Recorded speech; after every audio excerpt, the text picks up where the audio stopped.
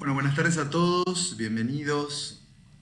Es nuestra última clase hoy referida a la segunda parte de Marguerite Duras, pero lo voy a usar de alguna manera para dar un pequeño panorama sobre cuál es la continuidad de la literatura francesa luego de Marguerite Duras y por qué Marguerite Duras implica prácticamente un eslabón interesante entre esa primera narrativa de ella que habíamos planteado en sus primeros libros hasta la experimentación que comienza con el Nouveau Roman hasta la novela que nos compete a nosotros sobre la lluvia de verano de la década del 90, que la verdad ya habilita una rama de escritura que es única en algún sentido, porque eso también nacen los grandes creadores de la literatura, crean sus propios modelos, crean ellos sus propios procedimientos. Me gusta mucho centrarme en el concepto de procedimiento, a punto tal que se ha hablado muchas veces de la literatura del siglo XXI como una literatura de procedimientos, ¿no? Más que de temas o de anécdotas, ¿no? Sino que de alguna manera, y esto estoy hablando no de la literatura popular o la literatura que se consume, digamos, vulgarmente, con todo respeto, pero bueno, es la literatura que a nosotros nos interesa, lo que nosotros consideramos literatura, es una literatura que en definitiva se ha pensado a partir del problema del procedimiento, ¿no? Cuando digo procedimiento me estoy refiriendo, por ejemplo, en el caso de Borges, bueno, como Borges inventa el procedimiento de crear una suerte como de ficción conjetural, ¿no? Esta idea de crear, él creó su propio procedimiento, creó su propio método, ¿no? El método Borges sería, cada gran escritor crea un método y crea por sí una noción de procedimiento. Y en muchos casos lo que hay es cómo se lleva a cabo ese procedimiento. Hasta ha habido grupos enteros, que es lo que voy a plantear, junto con el Nouveau Roman, que se han pensado en torno a un problema del procedimiento. El procedimiento desde la década del 60 hasta más o menos nuestros días continúa. Hay escritores que fundan eso sobre la noción de... Me atrevería a decir, por ejemplo, que César Aira es un escritor de procedimientos. ¿A dónde llevar esa suerte de realismo dislocado? ¿A dónde proseguir ese tipo de escritura? ¿No? Y a la que crea, digamos, una manera de decir o de hacer las cosas.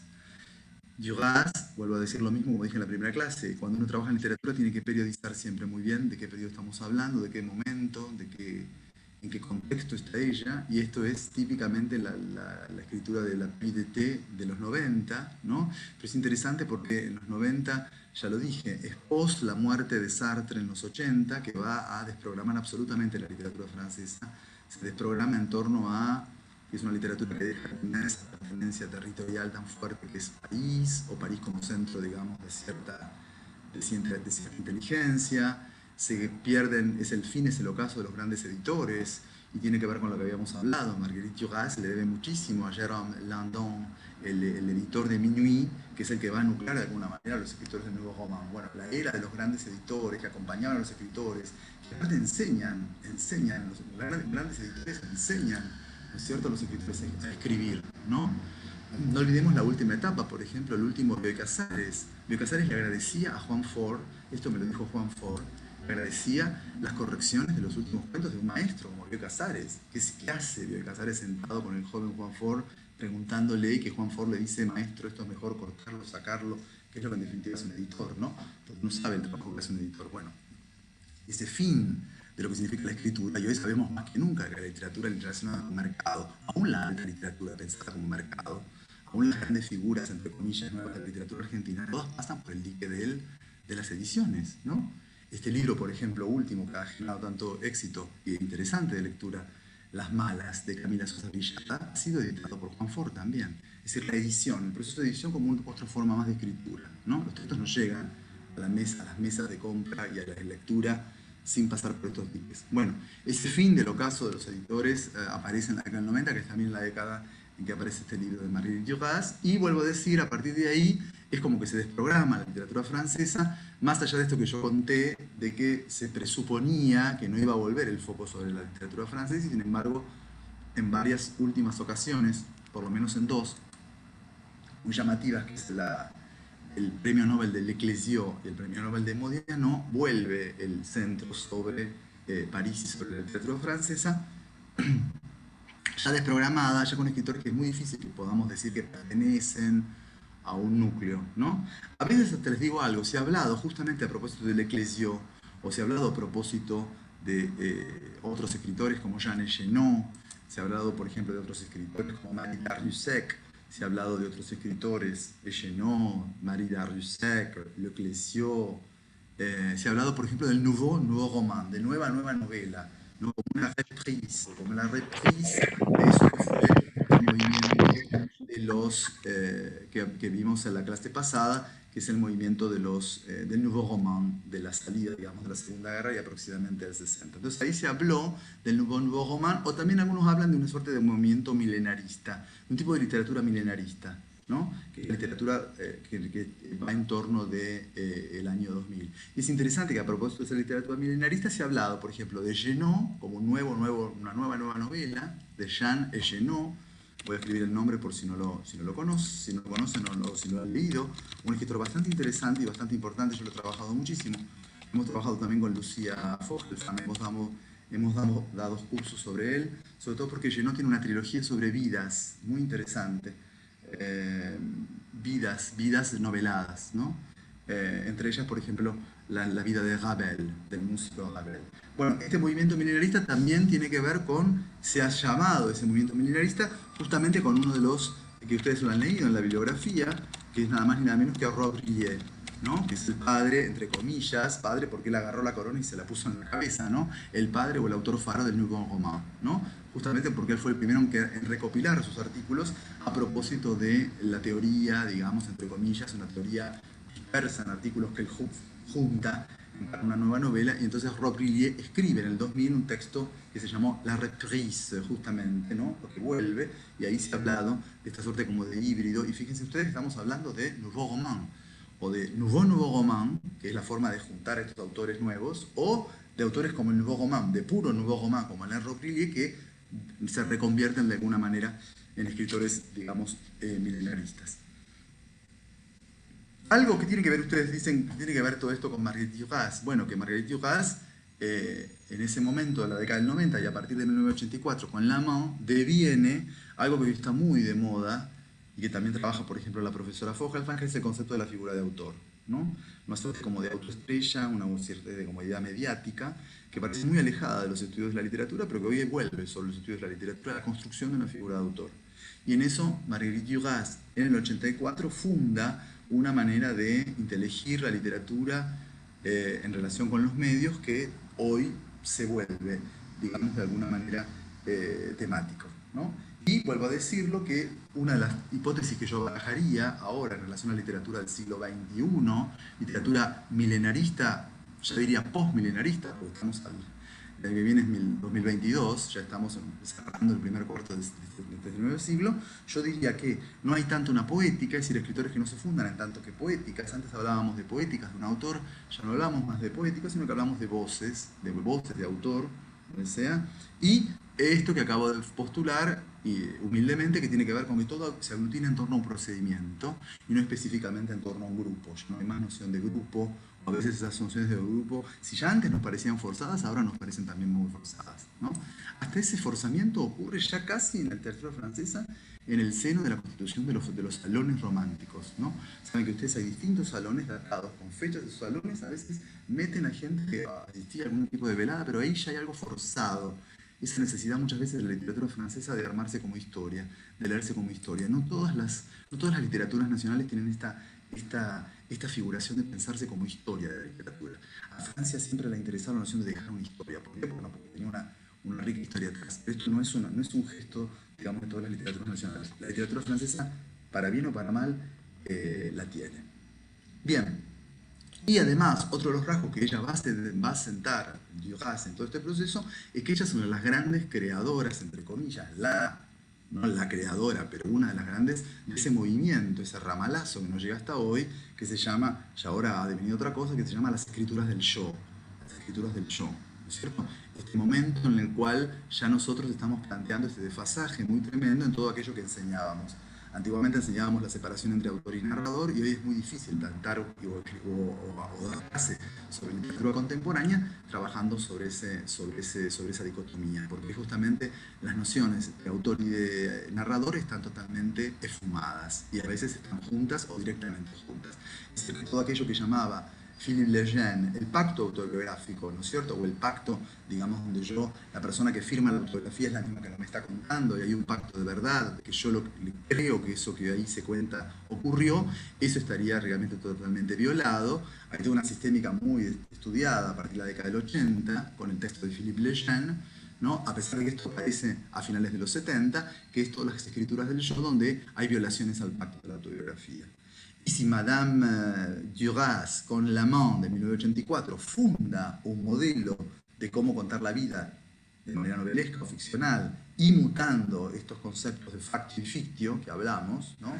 Lean por favor ese texto de Foucault, Ficción y fábula y ficción, donde él define qué es la fábula, lo que se cuenta, qué es la ficción, cómo se cuenta, ¿no? Un texto breve, deslumbrante de Foucault, donde nos habla, y ha sido muchas veces trabajado este concepto que viene del latín, la fictio y la factio, los hechos y la reinvención o la imaginación. El fictio y factio cambian un solo fonema, cambian una sola letra, pero sin embargo se cruzan, evidentemente, y ahí aparece todo esto que podríamos llamar, bueno, como dije en el caso de Jean Genot, escrituras del yo, ¿no? O también muchas veces toda la fenoménica que tiene que ver con las biografías, biografías oblicuas, vidas imaginarias, escrituras de vidas, etcétera, ¿no? O fagocitar la propia vida, como en el caso de Duras con el caso de la infancia.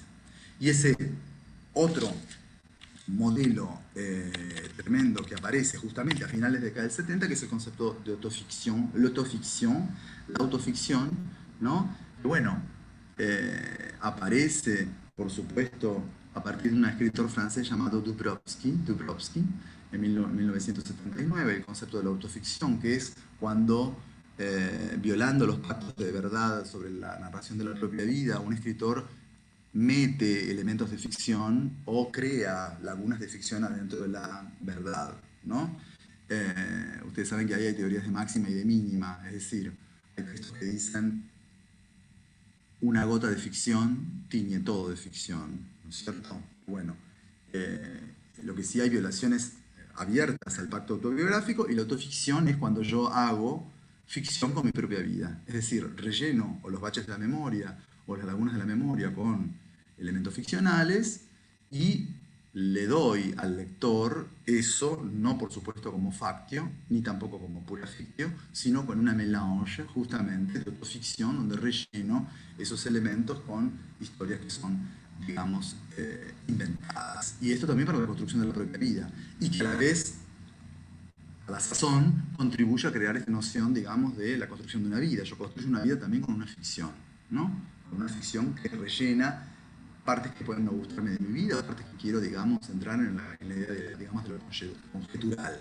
Si yo recojo los reportajes de Marguerite Duras sobre su infancia en la Cochinchina, y hasta ahí, como ya dije, teorías, o ahí se esboza una teoría respecto de que el amante chino, que ella dice que es un amante que le compete a ella, algunas teorías dicen que el amante en verdad era un amante de la madre, y que ella hizo toda una transposición del amante de la madre al amante pasado por ella, inventó toda esa historia, y nosotros consumimos esa historia como la pura verdad, con ese lenguaje absolutamente literario que tiene Duras. Bueno, ahí entramos en una convención muy particular que deberíamos, digamos, dirimir. No fue nuestro modelo, no fue nuestra lectura, en este caso, L'Amant, pero lo que estoy diciendo es que todos los tembladerales de autobiografía, autoficción, están como parte constitutiva de lo que podemos llamar las literaturas postmilenaristas. Y en eso Duras ha tenido que hablar.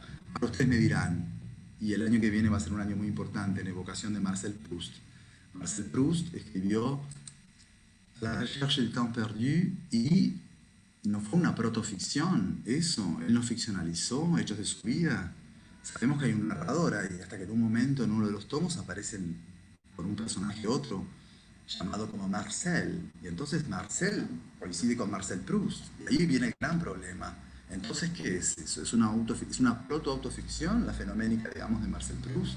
Todas las 7 tomos de Proust, podemos entender que esa es la vida de Proust, nadie va a consumir eso como la vida de Proust, pero sin embargo la crítica, aún la crítica más definitiva sobre la obra de Proust, no puede soslayar algunos elementos que hay ahí que son, bueno, a toda su familia, está su madre, está la abuela. El único que no aparece es el hermano, pero después otros elementos. Si te de su familia, están todos. Aparecen los amigos metamorfoseados en otros personajes. Es decir, ese efecto de mutación, esa idea de vampirizar la vida real para llevarla a la literatura, es un elemento que ya está en el foro, digamos, de la literatura proustiana, ¿no? Bueno, en este caso, yo lo que digo es que una de las maneras de trabajar sobre eso y sobre esa memoria mutada o vampirizada, que vampiriza lo real o que rellena fallas de lo real o ausencias de lo real, es parte constitutiva también de lo que podríamos llamar la literatura de Marguerite Duras, y por eso es una escritora, digamos, fundante, ¿no? Ahora ustedes podrían hacerme la pregunta, ¿cuál es el procedimiento que inventó Duras? Bueno, yo diría varios procedimientos, no diría solo uno solo, no diría que hay varios, mira lo que te digo, diría varios. Por ejemplo, eso que hablé en la próxima clase pasada, en relación al fenómeno, como diríamos en griego, al fenómeno de la geometrización de la literatura. La geometrización de la literatura, o volver una literatura no ya tanto una idea de arte figurativo, cuando digo figurativo entre comillas, es decir, la literatura no sería un arte que dependa, como dependía en el siglo XIX, de una trama, de una intriga, de un personaje, sino que esas categorías entrarían en un verdadero tembladeral y se volvería ya no una literatura del orden de lo figurativo, sino una literatura del orden de lo abstracto, ¿no? Cuando digo geometría, ¿no? Vuelvo a repetirlo, hay que leer el primer párrafo de la novela El amor. El amor, el amor. Lean esa novela, solo el primer párrafo nada más, van a ver la geometrización de los personajes, dónde está colocado cada uno de los tres, cómo se mueven, la proxémica que va modificándose esos tres personajes, va creando una suerte como de triangulación de vectores, donde solo el movimiento de ellos y la posición de cada uno de ellos crea una narrativa. Eso es una idea de geometrización que tiene que ver específicamente con eso. Evidentemente, algunas categorías que son anuladas, porque hay una tradición también atrás, ¿no? Ya lo dije, por ejemplo, uno de los procedimientos de Duras, que no es un procedimiento de ella, porque ya lo hizo Kafka, ¿no? Llamar el señor K, ¿no? El señor K con una sola letra. ¿Y qué hay detrás de esa K? Bueno, pues esa Kafka, ¿qué es el señor K? ¿Por qué ponerle la forma tan integrante de una letra capital? Y esto está muy usado en la literatura, cuando yo quiero esconder una identidad, cuando quiero esconder un onoma, en el sentido yo de onoma, el nombre, le pongo una letra capital y ahí escondo, digamos, esa verdad. Bueno, eso se ha hecho y eso lo usa muchísimo Duras, y también, ya lo dije, vuelve los textos tremendamente autorreferenciales, a punto tal de que evidentemente hay todas ficciones de Duras sostenidas con la acción de ella y de él. Y al ir como ella y él, evidentemente es muy difícil, porque yo me cuesta mucho seguir la referencia. No tengo, digamos, una nominalización o una señalización identitaria que me ayude, que ayude al lector a guiar. Y entonces esto vuelve más complejo todo. Y a la vez, bueno, otro de los grandes procedimientos que podríamos llamar durasianos es eso, hacer mucho con poca materia. Que nosotros ya lo vimos en el caso de Racine. Racine era una de las obsesiones de Marguerite Duras. Ella escribe un texto sobre Berenice, que le interesa mucho la obra de Berenice, Marguerite Duras, esta mujer que viene del Oriente, que nosotros vimos en nuestra primera parte del programa. Bueno, uno de los procedimientos de Marguerite Duras es cómo hacer literatura con poca materia. Que es lo que hizo. No pasan cosas en el triángulo entre Berenice, Tito y Antíoco, nosotros lo vimos, no hay materia. ¿Cómo se hace materia con poca cosa? ¿Cómo se hace literatura con poca materia? Bueno, de alguna manera, esta idea de minimalización, mucho con poco, donde todo es la sustancia del lenguaje y no lo que en verdad se cuenta, lo que podríamos llamar el imperio de la anécdota es muy pequeña, el storyline de ese texto puede ser muy breve, ¿no? Yo podría definir una novela de Duras, una pareja que se ha separado hace 5 años y ahora se encuentra en un hotel perdido en la Normandía para separarse, para dividirse los últimos bienes. Y se encuentran en el hall del hotel y se dice todo lo que se tiene que decir a modo de despedida para separar los bienes.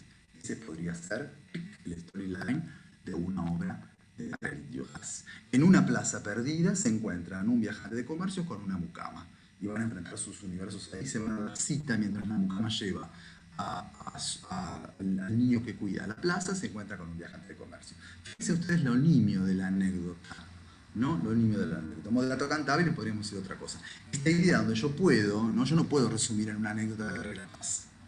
Notre Dame de París, que según Barthes era la catedral de las novelas, no es Proust. Para Barthes, antes de su lectura cultural, dice la catedral de las novelas es Notre Dame. Y él lo dice en el texto también, los miserables, esa es la catedral de la novela, ¿no? Bueno, eso no se puede resumir en una historia, eso me estoy relacionando. Novelas donde lo escueto, lo mínimo, menos es más, un cierto minimalismo, es otro de los procedimientos, digamos, que ha conseguido ganar para la literatura de Marguerite Duras. Esto no es nuevo para la literatura del siglo XX, de alguna manera.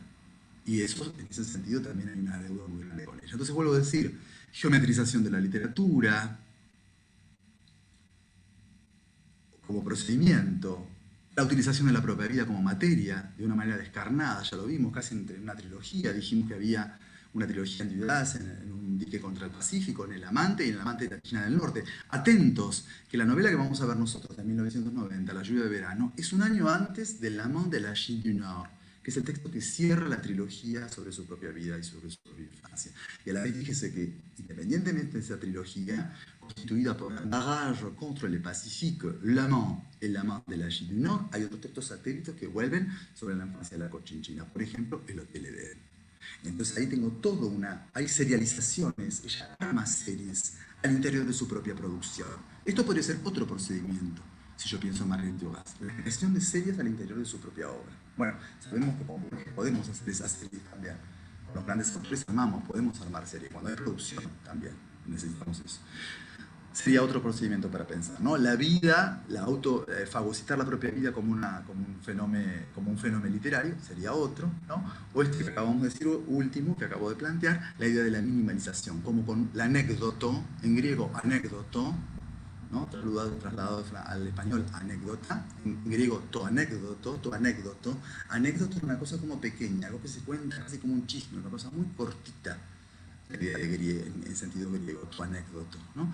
Eso, la minimalización, el storyline resumido, con poco donde la sustancia es puramente, digamos, del orden del lenguaje.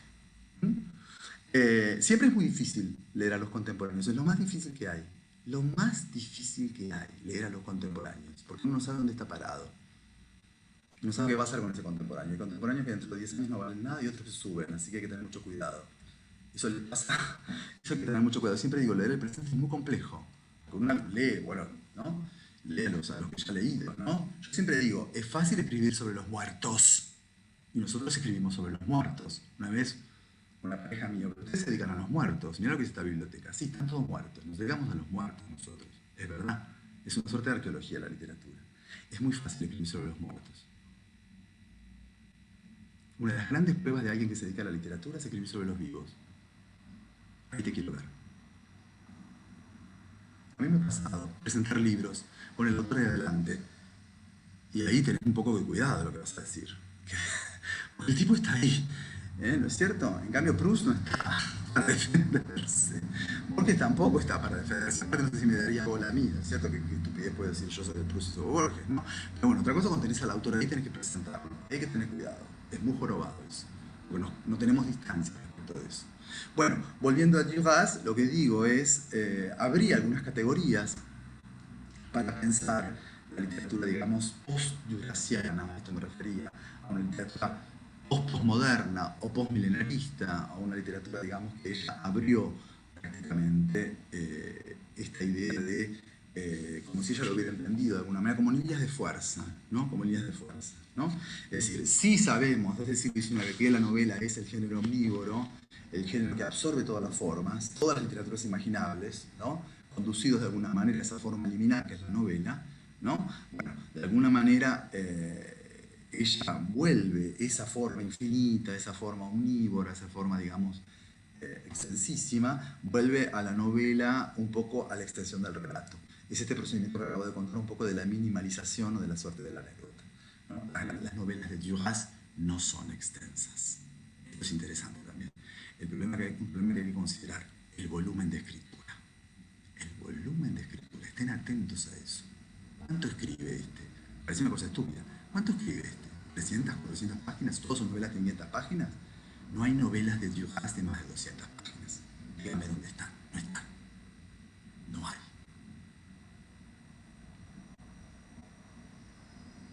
Interesante esto, ¿eh? Pensar la literatura contemporánea, ¿no es cierto? Como pequeñas secuencias, estoy pensando, siempre pienso en Aira, por ejemplo, ¿no? Pienso en esos libros, ¿no? En Duras, los libros de Duras, el volumen de escritura de esos libros de Duras, la idea de condensación. Ahí encontré otro procedimiento, la idea de condensación, condensar en poco mucho, ¿no? Eso sería interesante.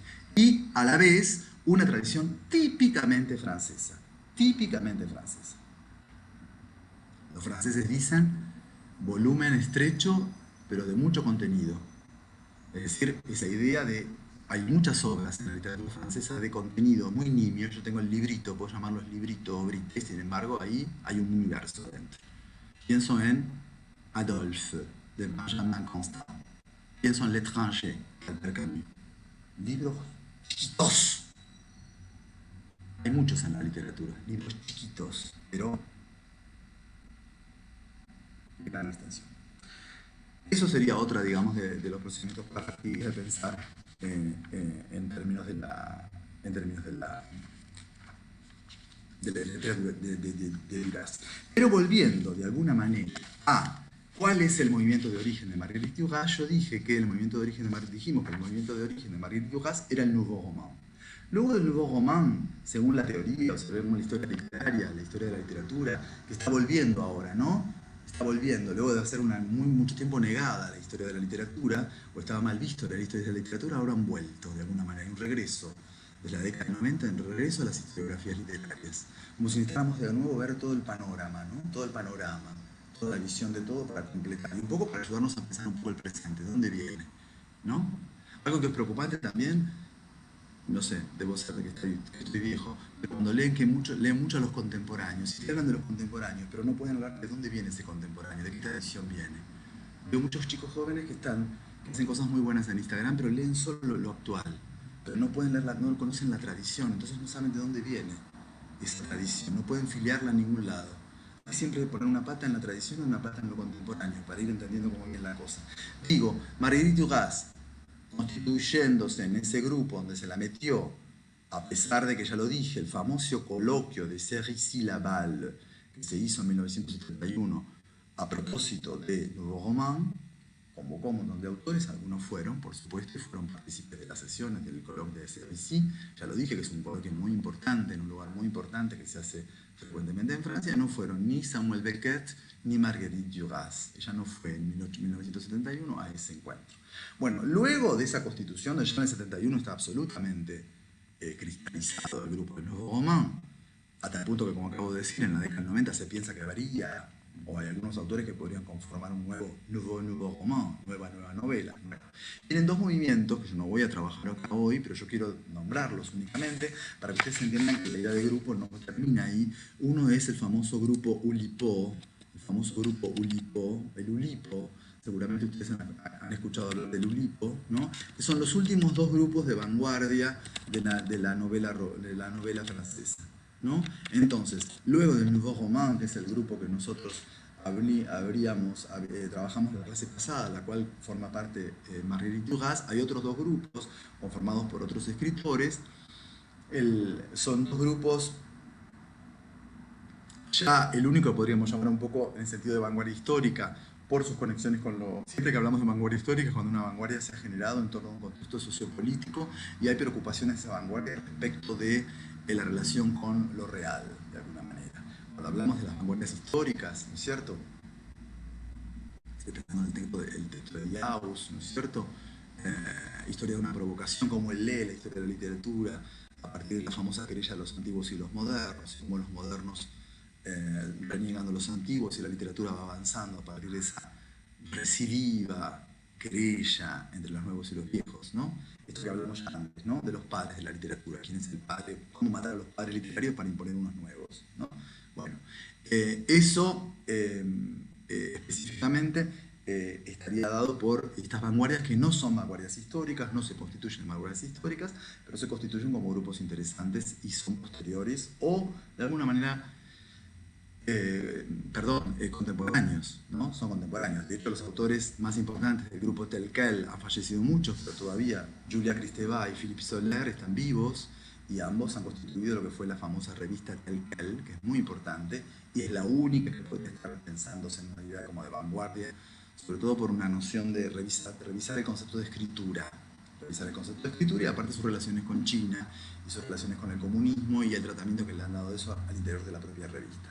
Y el otro grupo, que es anterior, pero bueno, todos son concomitantes, es el grupo Oulipo, que viene del francés Ouvroir de Littérature Potentielle, que es un grupo de 1960, fundado por Georges Perec, pero creado fundamentalmente por un matemático, François Lelionet. François Lelionet, en 1960, un matemático, dice que hay que ligar la literatura con la ciencia y con la matemática. Nosotros que venimos de ver el movimiento naturalista, donde yo dije que había que llevar la literatura al documento de lo real, y entonces algunos elementos de las ciencias duras podían contribuir al servicio de la literatura. En este mismo sentido, el Oulipo, ¿no es cierto?, se piensa en términos de la matemática o cómo buscar en la matemática algunas soluciones imaginarias para producir literatura. Por supuesto, la relación entre la literatura y la matemática está en el origen de la literatura, está en el origen mismo de la literatura. No olviden ustedes que los versos homéricos están pensados en términos, digamos, rítmicos, ¿no?, entre lo que fueron los versos, digamos, homéricos y los versos, digamos, de la tradición griega, ¿no? El yámbico, ¿no?, los términos largos y cortos y la relación y cómo se arman los ritmos con términos largos y cortos y la medición específicamente de esos versos. En el sentido griego no es silábica, sino sobre todo es rítmica en términos de sílabas átonas o sílabas tónicas, y que eso es definir, digamos, la medición del verso o del estigi, ¿no? La estiquía, ¿no? Ahí viene la palabra hemistiquio, ¿no? Los hemistiquios en un verso puede ser partido. La relación de la literatura con la matemática, entonces digo, es milenaria. Pero bueno, el Oulipo ha vuelto sobre eso y ha dicho, bueno, pensemos en relaciones entre la literatura y la matemática y creemos procedimientos para crear una suerte de literatura potencial, ¿no? No puedo dedicarme a ello, pero es un grupo muy variopinto, así como el Telquel. Participó muchos escritores que escribieron en sus revistas. El grupo Oulipo, fundado por este matemático François Le Lyonnais, aglutinó a un grupo de escritores como Georges Perec, por ejemplo, como Italo Calvino, como Raymond Queneau, también fundador del Oulipo, seguramente lo conocen a Raymond Queneau. Bueno, y entonces son concomitantes estos tres movimientos que llegan hasta hoy. ¿Por qué digo que llegan hasta hoy? Bueno, el grupo Telquel, están vivos, que han participado y han generado la revue Telquel, pero el grupo que todavía se constituye en un grupo que se reúne, yo no sé si el último jueves de cada mes en París, con excepciones ahora, no sé si serán por Zoom, es el Oulipo, ¿no? Y aparte recuerden que el Oulipo está conformado por un argentino, Eduardo Berti, recuerdan, ¿no? Bueno, todos los procedimientos del Oulipo, muchos procedimientos del Oulipo, han sido explorados por nuestro escritor Borges. Podríamos decir que es un oulipiano avant la lettre, ¿no? Cortázar ni hablar, con 62 modelo para el mar, con el libro de Manuel, con la escritura de Verne, con historias de Cronopios y de Famas, etc. Lo invitaron a Cortázar a formar parte del Oulipo y de una manera misteriosa él nunca aceptó ese convite y entonces no conformó, pero era el escritor natural, que aparte vivía en París, para poder formar parte del Oulipo. Pero bueno, por razones que nunca sabremos, o por lo menos nunca yo he leído, si alguno sabe decirme por qué Cortázar no aceptó la invitación para formar el Oulipo, díganmelo. Lo cierto es que Eduardo Berti, un argentino, bueno, entró ahora y forma parte del grupo Oulipo. Y hace poco acaban de reescribir una novela que quedó inacabada de Boris Vian. Una novela que dejó Vian hasta el cuarto capítulo. Todo el grupo Oulipo, siguiendo las maneras y el modo, haciendo una suerte como de pastiche para crear la escritura de Vianesca, han escrito la novela completa a partir de los apuntes que dejó Vian inconclusos y de los 4 capítulos que le he escrito. Es interesante como formas de ver cómo la escritura puede continuar. Bien. Duras, algunos hablan que estas literaturas, cuando digo algunos hablan, estoy hablando de Dominique Rabaté y de Christian Jerusalem, que son críticos franceses, Dominique Rabaté y Christian Jerusalem, que hablan de las dificultades de fijar la literatura del presente. Entonces a veces buscan algún tipo de coordenada que pueda servirnos para pensar dónde ubicar algunos personajes, algunos escritores. Y en este sentido, casi con una forma de categorías un poco deleuzianas, a la manera de Gilles Deleuze, piensan que habría una suerte como de literatura más sedentaria, un tipo de literatura más migrante y un tipo de literatura más nómade. Entonces, tanto Dominique Rabaté como Christian Jerusalem van a hablar de estas categorías, ¿no? Hay otro escritor crítico muy importante, se llama Bruno Balanqueman, que habla, por ejemplo, de estas literaturas post-Duras como del extremo contemporáneo. El extremo contemporáneo es lo que es hoy, puro hoy. hablan de la literatura del extremo contemporáneo, ¿no? Y Duras habilitó muchas de las líneas de eso que Bruno Blanquemont llama el extremo contemporáneo, ¿no? Estoy dando los críticos sobre los que voy a basar esto, ¿no? Que los pueden consultar. En general están todos en francés, no hay texto traducido de ellos. Dominique Rabaté o también Christine Jerusalem. Ellos colocan a Marguerite Duras como una pionera de las literaturas del hoy, ¿no?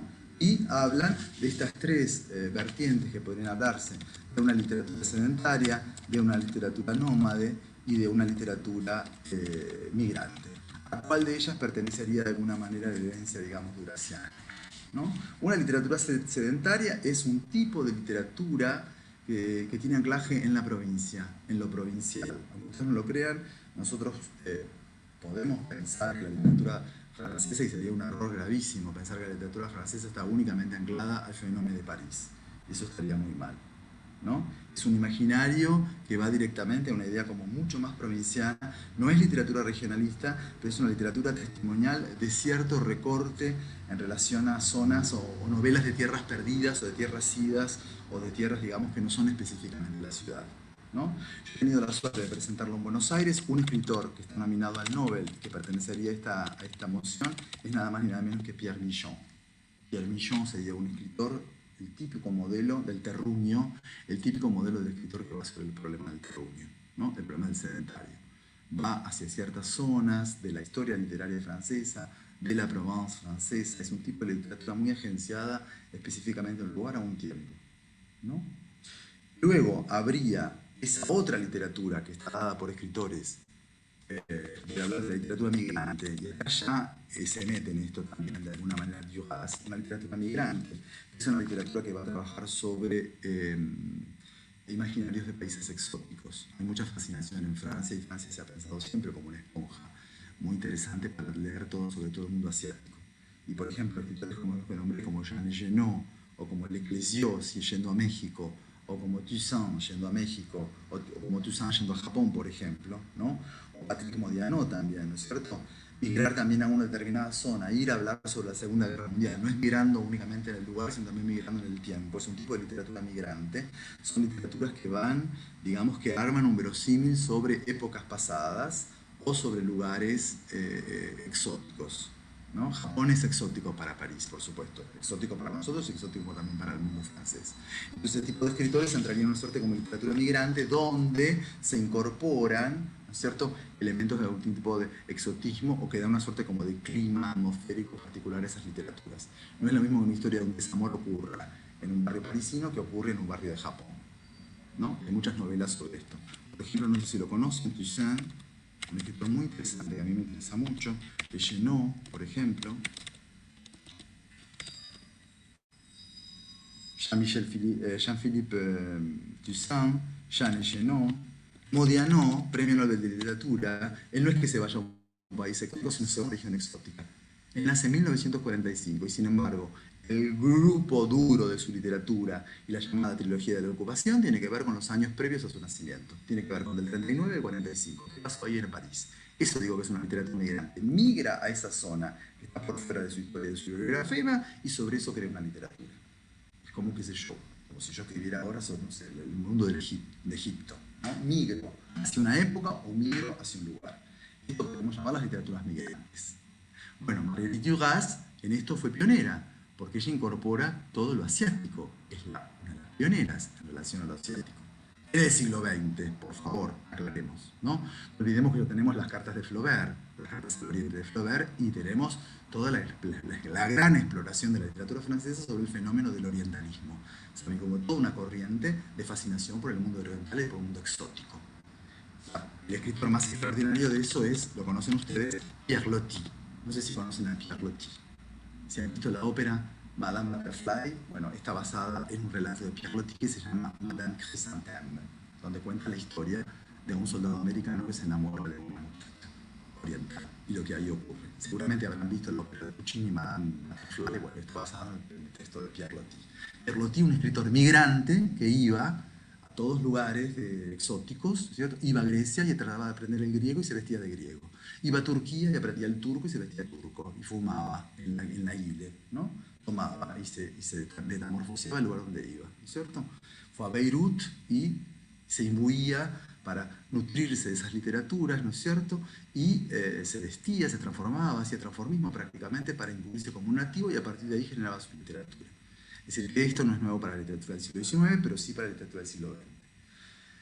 Y esto es una, digamos, podemos llamarlo una pulsión migrante de las literaturas, digamos, del contemporáneo, a los cuales Duras contribuye a facilitar esto.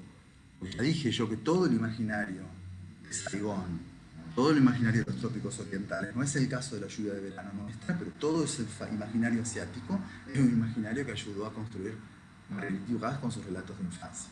Saigón, Cochinchina, y lo que yo hablé que es importante en el términos, digamos, de la literatura de Duras, lo fluvial. La literatura fluvial que está construida a partir de ese río mítico que es el río Mekong, que atraviesa 7 países de Asia y que es el río, digamos, del imaginario durasiano. Sin el río Mekong no hubiera habido encuentro entre el amante y la niña, que se encuentran en un transbordador que va sobre el río Mekong, río milenario que atraviesa 7 países.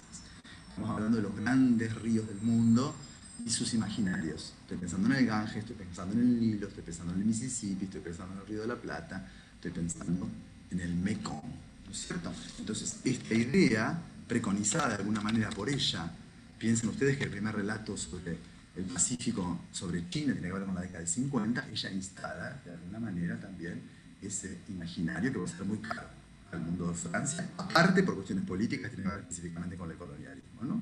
Y con las atrocidades del colonialismo francés, digámoslo todo, en las tierras extramuros, ¿no? en las naciones de ultramar, o de la nación francesa con poder en ultramar. Bien, y voy al último concepto que sí me interesa, que es el concepto también que tiene que ver con lo nómade, porque ahí podríamos pensar que hay toda una suerte como de pulsión de literatura nómade también en Duras. Entonces estoy hablando de una literatura sedentaria, una literatura migrante y una literatura nómade a partir de las categorías de Christian Jerusalem y de Dominique Rabaté, y esta sería, digamos, la escritura del pliegue, ¿no? No sobre una región, no sobre un tiempo, ¿no es cierto?, sino sobre el problema del sujeto. Estas serían las literaturas nómades, sobre el problema del sujeto, ¿no? Son espacios mucho más liminares, ¿no? Y son literaturas prácticamente como del no lugar, de lo que llamaría Marc Roger del no lugar. Y en esto me interesa, son literaturas que van pasando por espacios que son casi como no lugar, que describe, digamos, más bien las consecuencias que las causas de un determinado hecho. Y en esto también Duras ha sido pionera, la idea del nomadismo en dos sentidos.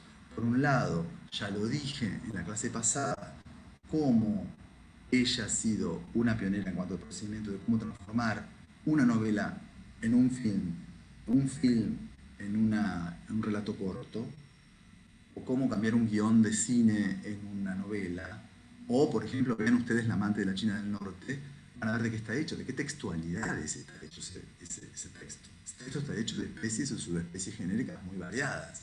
Por momentos en La amante de la China del Norte prácticamente estamos frente a la idea de un guión fílmico, y por momentos es una novela, y por momentos aparecen prosas sueltas como versos sueltos. O sea, en constitución hay un trabajo sobre subespecies genéricas. Y lo mismo está pasando con La lluvia de verano, La pluie d'été. Los momentos en que ella va a contar el diálogo entre el maestro y los padres es prácticamente diálogo del tipo teatral. Ahí pareciera que la novela queda en suspenso y aparece el texto teatral. Entonces, como ustedes ven, son textos híbridos, pero este nomadismo, este paso de una secuenciación de enunciación a otra, esto es un gesto que ya estaba, por supuesto, en Duras. No solo por la modificación de los soportes escriturarios, es decir, cómo ella va pasando de un soporte a otro y hace autotransposiciones, ella transpone su propio material en diferentes cosas. Por supuesto que hay una cosa económica acá, y sabemos la relación dura que tenía Duras con sus editores y lo avara que dicen que era en cuanto ella necesitaba vivir de sus derechos y pedía y exigía, y era muy dura con el tema de los derechos porque vivía de ello, lo necesitaba para comer, ¿no es cierto? Cuando, bueno, le viene la fama y la fortuna, estamos hablando de la década del 80, estamos hablando de una mujer de 65 años, no estamos hablando de alguien que se volvió rico a los 40 con fama. Atenti. Bueno, entonces estoy hablando de esas transposiciones un poco económicas, ¿no? Yo con una misma historia que tengo, la multiplico en distintos soportes para ver dónde pica más y dónde tengo más consumo, podríamos hablar de eso, ¿no? Pero también esta idea de, vuelvo a decirlo, al interior de la diégesis textual, estas literaturas del no lugar, estas literaturas que están armadas en lugares de un nomadismo, digamos, rampante. Y dentro de ello estamos con La lluvia de verano también, una novela que nace prácticamente en las afueras, en Vitry, en una suerte bien en la banlieue, bien en las afueras, digamos, literaturas de familias desfavorecidas en un lugar, no es la ciudad, ni es el campo, es el lugar del conurbano, digamos, que podríamos llamar el conurbano francés, una zona como un interreño, digamos, de pobreza y de miseria y de situaciones muy desfavorecidas, ¿no? Pero no es eso únicamente en los lugares, sino también la predilección de Duras por algunos lugares extraordinarios. Por ejemplo, vuelvo a decirlo, una plaza, como dije en L'Esquadre. No sé si han leído esta novela preciosa y corta de Marguerite Duras, L'Esquadre. O si han leído la que acabo de nombrar, El amor, donde todo ocurre en una playa. O, por ejemplo, fíjense los nombres, ¿no?, de los títulos de Marguerite Duras. Alguien tiene que hacer un estudio sobre esto. O, por ejemplo, una obra teatral como se llama La música, es la que acabo de contar. Dos examantes que se encuentran en el hotel, en un hotel, en el hall de un hotel, a discutir cómo se van a repartir los bienes. Qué interesante. Me quedan en un cuarto. En el hall del hotel van a ver, bueno, yo me quedo con la heladera, vos con qué te quedás. Momento crucial de las separaciones, no es un momento cualquiera. ¿Quién se queda con la cama? Y ese es el gran problema. Bueno, estoy bromando, ¿no? Pero me pasó. Entonces, cuando te quedas sin cama, te dejan sin cama un día. Bueno, entonces lo que estoy diciendo es, los no lugares, una plaza, una sala de espera de un aeropuerto, el hall de un hotel, una playa, un hotel perdido en la Normandía, un bar, en Emiliel, en un bar. La historia se dispara en un bar, al borde del Sena. Y ahí arranca todo. Ese tipo de son no lugares. Eso habla de un tipo de literatura, digamos, nómade. Un tipo de literatura que va saltando. Entonces esto también quiero destacarlo. Y también todo lo que podríamos llamar literaturas del orden del desplazamiento. Es decir, literaturas de las deambulaciones, literaturas de las derivas, literaturas de los trayectos. A eso me refiero. Hay cierta idea como de iteración, ¿no es cierto? Y hay de alguna manera una idea como de iteración descentrada, ¿no? Por eso esas literaturas de las literaturas, digamos, llamadas nómades se van a llenar de personajes que tienen esa dromología, para llamarlo casi en términos de Paul Virilio y un poco también de Deleuze, la dromología. ¿Cómo se mueven? ¿Quiénes se mueven en la ciudad? Nosotros no nos movemos. Yo me desplazo. Voy a mi trabajo y vuelvo a mi casa. Voy al teatro y vuelvo a mi casa. Yo no me desplazo. ¿Quiénes se desplazan?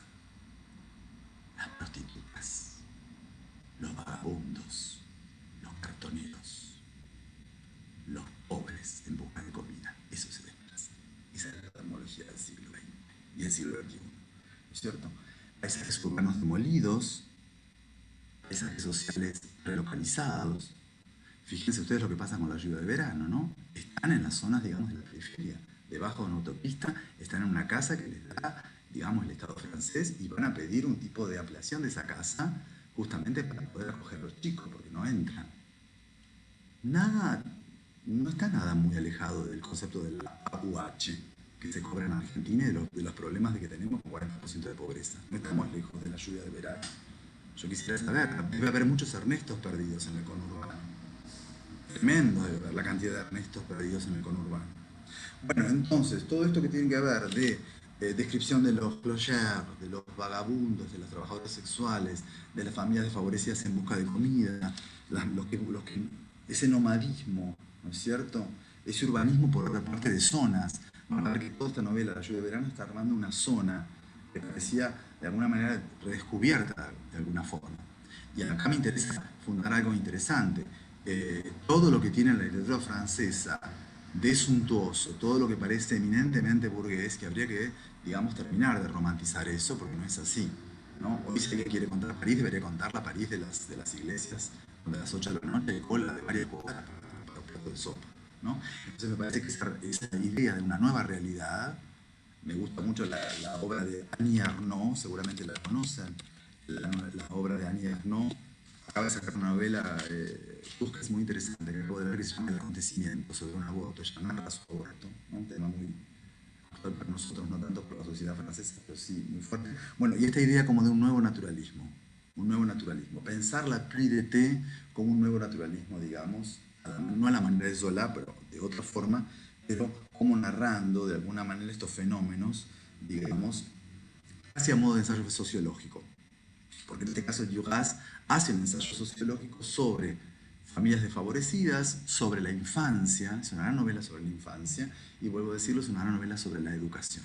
Entonces es una novela sobre la infancia, sobre la infancia de Ernesto, sobre la educación de Ernesto y sobre las familias desfavorecidas. Y en eso es donde ingresamos y por qué elegimos esta novela en términos, digamos, de la disidencia, en torno de las disidencias de las legitimidades de los pobres o de alguna manera los sin destino, los caídos del sistema, que podríamos llamar, o de alguna manera lo que podríamos llamar los sujetos en desaparición, sujetos que están a punto de desaparecer o que son aniquilados y que si no es por el sostén del Estado no pueden tener forma de ser, ¿no? Y ahí la gran esperanza es el hombre nuevo. Ya dijimos que el personaje de Ernesto estaría inspirado en el argentino Ernesto Che Guevara. Y que a partir de la década del 60, Marguerite Duras lee los escritos, sobre todo la fenoménica referida al concepto de hombre nuevo, ¿no? Un concepto revolucionario y libertario, ¿no? De negación de todas las instituciones como son conocidas, la iglesia, la escuela, la familia, y lo imaginario de esas otras instituciones, podemos llamar la patria, ¿no? ¿Qué pasa con Francia? ¿No? Por favor, vean la escena que pasa en el aula. ¿Cómo se decora un aula? Ustedes que van a ser docentes, cuando uno llega a un aula, ¿cómo está decorada la aula? Hay un mapa de la Argentina, siempre.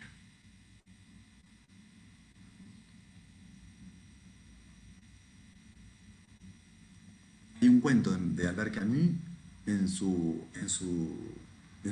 colección de cuentos El exilio del reino. Viggo Mortensen hizo una película sobre eso. Se llama El huésped. Es un maestro perdido en la montaña, en una escuela rural. Y le traen a un árabe que él tiene que cuidar. Un árabe que cometió un delito y lo tiene que cuidar. Y lo mete en el aula al árabe, el maestro. Viggo Mortensen, no sé si la vieron la película, es muy buena la película, sobre un cuento de Camus. Que hay en el aula, y están en Argelia, el mapa del hexágono francés. La patria, la tierra, está ahí. Bueno, cuando llega, ¿cómo está decorada el aula a la cual Ernesto va a ir? Ernesto que viene de la familia más desfavorecida, no hay nada, ni libros hay. Los libros los recogen de los basurales para poder leer. ¿Vieron, no? El comienzo de la novela, donde el padre y la madre recogen libros y libros quemados, ¿no? Y lo primero que leen es la biografía de Georges Pompidou, si no me equivoco, ¿no? No sé si me estoy equivocando. No, de Gerald de Gaulle, perdón, de Gaulle. ¿No es cierto? Bueno, leen libros que recogen de la calle. Qué interesante, ¿no? Leer lo que no construirlo de la biblioteca o de lo que te bajas de internet. Leer lo que encontrás en la calle. Hay gente que hace eso. Yo vemos los lincheras y la gente que vive en Buenos Aires con los libros al lado. Yo lo veo. Esos libros al lado de la gente o los recogen de los basuras. Es interesante. Enfermedad burguesa, pero bueno, por eso voy sobre el fenómeno este. Entonces, digo, volvamos sobre esto, la idea del hombre nuevo, de que Ernesto estaría basado en esa idea revolucionaria en contra, digamos, de las instituciones, y esto que acabo de decir, que es una gran novela de educación, porque es una novela relacionada, como en el aula, ¿no es cierto?, estos elementos de la familia como célula primigenia de lo social, o el aula como el lugar donde debe preservarse los valores de la patria, ¿no es cierto?, está todo puesto en tensión ahí. La patria está puesta en tensión, el rol del maestro va puesto en tensión, el rol de los padres y el rol del niño. ¿Qué se espera que el niño vaya a hacer ahí? Y por eso digo que es una gran novela sobre la educación en términos de que el niño no va a ser un depósito de cargar input y material de información, sino todo lo contrario. Este va a ser un niño, de alguna manera, disidente, empoderado, ¿no? Al principio no sabemos si realmente o es retrasado o es dotado, todo lo contrario, más tendemos a ver que es un niño dotado, ¿no? Y niño, digamos que no, que construye ese apotegma que va a ser central en el relato, que es el concepto que ya lo dijimos, es una gran aporía de este relato, de esta novela. No quiero ir al colegio porque me enseñan cosas que no sé. No quiero ir al colegio porque me enseñan cosas que no sé. Interesantísimo. Como punto de partida para pensar, digamos, el problema de la educación, ¿no? Siempre digo que yo tengo una teoría sobre Madame Bovary. Que Madame Bovary no es una novela sobre una mujer adúltera o sobre una novela como problemas de provincia de una mujer adúltera de provincia, sino yo creo que es una novela sobre los errores de la educación y de alguna manera Bouvard de Pécuchet sería la gran novela sobre los problemas de educación y sobre qué hacer con gente que no es sabia o no es entendida apropiándose de discursos múltiples. Si quieren reírse y llorar a la vez, lean Bouvard de Pécuchet, la novela inconclusa de Flaubert. Acá está el compañero Caputo, que es experto, no voy a hablar más para no meter la pata. Pero digo, lean eso. Yo creo lo mismo que Madame Bovary es una novela sobre la educación. Empieza con la escena de la educación, que es Charles Bovary llegando al aula con esa casquette horrible y compleja que va a provocar que le hagan un bullying y a partir de ahí toda la tragedia va a ocurrir por el problema de educación, de mandarlo ahí y los problemas de esos padres que no, de alguna manera, ni la educación, ni los lugares donde lo mandaron, porque no podían pagarlo para ahorrar, ni tampoco la propia educación que se provee el propio Charles, van a crear esa suerte como de falso agente de salud que no llega a ser médico, que después pretende ser cirujano y que va a crear todo el desastre. Es un problema, el desastre y primigenio, y por algo por ahí empieza la novela, es sobre la escena del bullying de Charles. Y ahí se desencadena todo. Pongamos las cosas en claro. Y el final es el triunfo de Homais, que es el ridículo, el estípulo, el estúpido, coronado y premiado. Yo me acuerdo que un crítico del siglo XX, si no me equivoco, Émile Faguet, tiene una teoría muy interesante sobre Madame Bovary. Dice que Emma debería haberse casado con Homais. Y se hubieran llevado bárbaro. Es genial la teoría. Hay que escribirla. Si Emma se hubiera juntado con Homais, los dos juntos, la estupidez con la estupidez se llevan. Así que Charles es otro tipo de estupidez, pero si Emma se hubiera casado con Homais, otra hubiera sido la historia. Bueno, no quiero irme por las ramas. Quiero decir, es una novela sobre la educación, Madame Bovary, y la otra gran novela, perdón, el otro problema de la educación es la educación que le dan a Emma en el Colegio de las Ursulinas, que no corresponde directamente con su noción de niña, hija de un granjero. Ustedes cuando vayan a dar clase en los colegios y se dedican a la educación van a ver los problemas de que los padres a veces quieren mandar al chico a un colegio que no le corresponde a ese chico. Es un drama cotidiano de un profesor. El padre quiere mandarlo a la Nacional de Buenos Aires y el chico entró, pero después no puede persistir ahí. El padre que puede pagar un colegio de alta gama y que después el chico no puede continuar ahí porque no puede aprender el inglés. Los errores de los padres sobre la educación de los hijos. Es tremendo, eso se ve en Madame Bovary también. Bueno, volviendo a esto, que es una gran novela sobre la educación, novela que para mí, vuelvo a decir, todo profesor debería leer, o todo maestro debería leer, es esta novela donde, bueno, la verdad que la atomización de la historia también aparece, porque si bien hay hilos novelescos, ¿no? Y por supuesto hay empleo de formas novelescas, yo diría que el empleo de las formas novelescas, en este caso en Duraciano, es elíptico, o lo que podríamos llamar, en términos de Gerard Genet, es rapsódico. ¿Saben lo que es la rapsodia, no? En griego rapsoda es capítulos por partes. De hecho, la separación de los cantos homéricos, antes de ser pensados en cantos, ¿no? Eran pensados por rapsodas. Los rapsodas eran los que hablaban, ¿no es cierto? Oda significa canto en griego, ¿no? Rapsoda es el rapsoda, es el que te va dando algo. El rapsódico es el elíptico. Yo hablé de L'Amant de Marguerite Duras como una novela pensada con párrafos que son coágulos. No son capítulos, son coágulos, son párrafos que tienen su autocoagulación, que se coagulan ahí. Es muy interesante leer esos párrafos que se van ligando. En este caso, la noción es rapsódica y es elíptica, es decir, va a estar dada de manera escamoteada, se me escamotea. se me escamotea la historia, pero yo puedo armarla, puedo armar un hilo. El hilo no deja de ser fundamentalmente la noción de una familia, un núcleo familiar, padre, madre, Ernesto, la hermana, y luego un conjunto no definido, y esto es muy interesante también, de lo que llama lo que aparece en la novela como Brothers and Sisters, fíjense con ese nombre exótico de Brothers and Sisters. Encima todo el núcleo familiar es un núcleo familiar exótico. Ernesto con un nombre totalmente español, porque Ernesto no se usa en Francia, ¿no? Ernesto, la vez final es totalmente español y la referencia es clarísima, está marcado el texto por el Che Guevara. Jean, la niña, la madre, con toda su tradición, digamos, caucásica o eslava, el padre, el mundo italiano, los hermanos denominados como brothers and sisters. Bueno, hay un exotismo, pero igual es un exotismo propio de las familias, porque también sabemos que al interior de las familias todos tenemos otros nombres de lo que no somos, ¿no? No hay nada mejor que la construcción de la otredad que dentro de la familia, ¿no? Yo no soy Walter con mi familia, yo soy Walter, qué sé yo, ¿no? Mi papá no se llamaba Felipe, le decían el flaco, Bubi, viste que tiene unos nombres en la familia, al interior de los senos familiares no tiene otro nombre de lo que tiene, lo que te escriben en el registro, ¿no? En mi casa nadie me llamaba Walter. Bueno, yo soy Wally. Entonces, bueno, ¿de qué estamos hablando?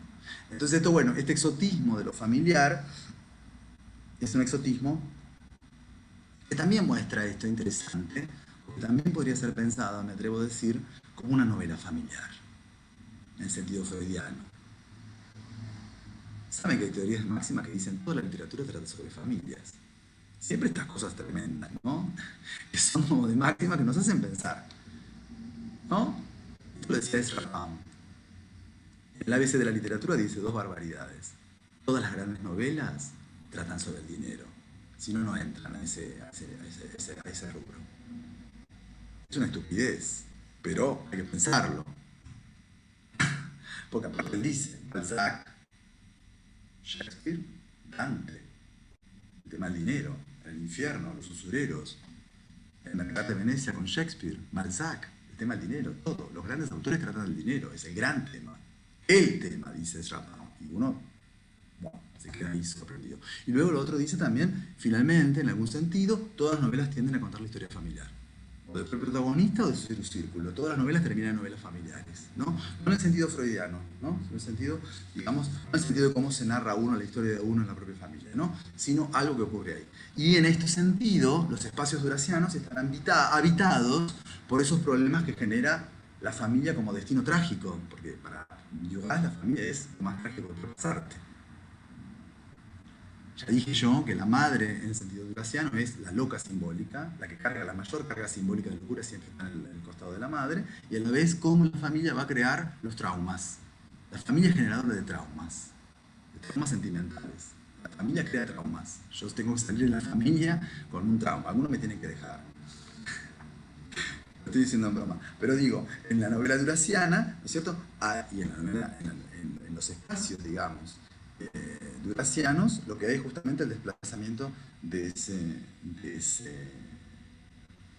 trauma, ¿no?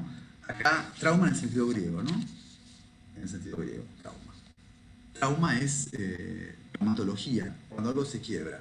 Trafma, en griego, cuando algo se rompe. Por eso se llama traumatología. Cuando uno rompe un hueso. Trafma, en el sentido de algo que se rompe, ¿no? O también trauma en sentido griego cuando un sueño, cuando te despiertan y te volvés traumatizado, cuando salís del sueño y uno no vuelve de ahí. Eso también en griego es el concepto de trauma. Cuando uno vuelve, se despierta de golpe del sueño. Bien. Entonces, ahora sí, voy a ir a la lluvia de verano, ¿no? Yo no voy a trabajar minuciosamente, no tengo tiempo, y hoy es nuestra última clase, quiero cerrarla. Y decir que voy a trabajar algunos elementos para que ustedes pongan el foco sobre qué hay que poner el foco en esta novela tan interesante. Primero, tema poco trabajado, recién lo esbozamos ligeramente. Los vagabundos, los desfavorecidos y la lectura. ¿Qué leen? ¿Cómo acceden a la lectura? Eso me interesa, en términos de la subjetividad de la disidencia. ¿Cómo se construye una subjetividad sin literatura, sin libros de acceso rápido o concreto o en sentido burgués? ¿No? Ya diría yo, me iría yo directamente a un sentido de pensar la relación entre lectura y clases desfavorecidas. ¿Cómo se crea una subjetividad sin literatura? Esto es interesante que lo piensen ahí.